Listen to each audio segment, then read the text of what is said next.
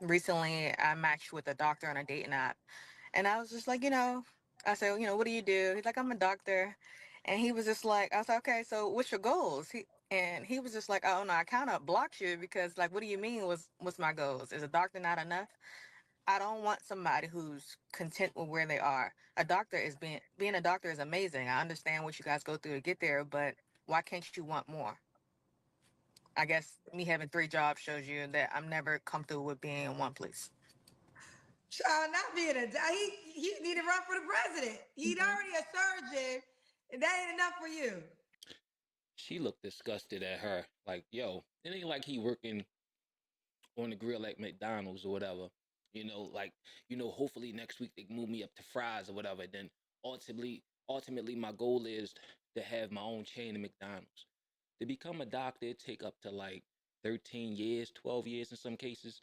They gotta go 4 years for their bachelor's. Then they gotta go 4 years into medical school. And then whatever specialty they wanna specialize in, they gotta go to school 4 years for that, 7 years for that, whatever. So it takes a long time and dedication to become a doctor.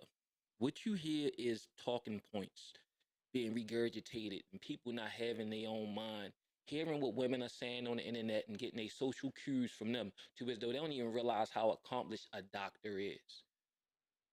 That's her messing with a doctor who's not trying to own the hospital is her settling because she works 3 jobs. When I hear 3 jobs, because I work 3 jobs, it just means that things are expensive. In order to pay your bills and have something to save, these are all the things you got to do because one job is not adequate enough. You know what I mean? In his profession, this one job may be adequate enough for him to pay his bills, live a decent life, and save money. So we gotta stop trying to get our social cues from the internet. Sometimes, we don't even realize how blessed we are. Let's just talk about that. We always sitting there trying to strive for more, and there's nothing wrong with being ambitious, right? But sometimes, you already made it, but you just never stop to smell of flowers. Take inventory of everything you got. Take inventory of the people in your life, the things you have accomplished. You only get one life. They tell you, just be good in this life, and when you die, you'll have everything. You don't know that for sure, but what you do know for sure is what you can see and touch right now. And don't take it for granted. Don't piss it away. Don't let nobody never tell you you're not good enough, and what you do is not good enough. It's nothing wrong with having standards, but you got to be realistic, man. Enjoy the things that you have. Be thankful for what you have. There's a lot of people that don't have shit. They out here living under the bridges, on bus stops, in tent cities. You understand what I'm saying? Don't know where their next meal gonna come from. Don't have a job at all. It's about to get cold outside. But we just so caught up up on our pedestal where we just looking down on working people, even doctors now.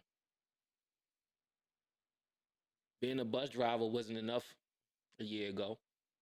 Being a tradesman not enough. Being a 9 to 5 in general is a bad thing. Because everybody entrepreneurs, right?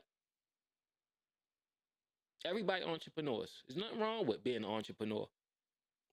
So if you're not some entrepreneur, if you're not an influencer,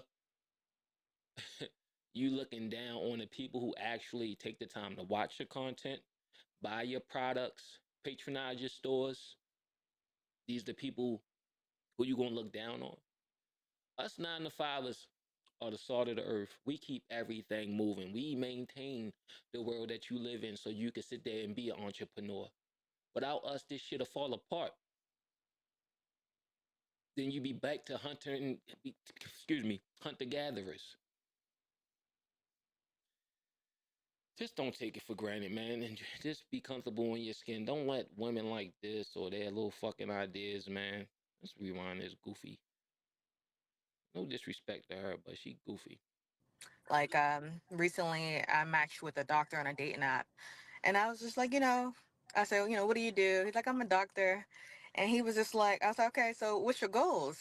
And he was just like, "Oh no, I kind of blocked you because, like, what do you mean? What's my goals? Is a doctor not enough? I don't want somebody who's content with where they are. A doctor is being a doctor is amazing. I understand what you guys go through to get there, but why You obviously don't understand what they go through to get there. She asked a doctor though, what is your goals?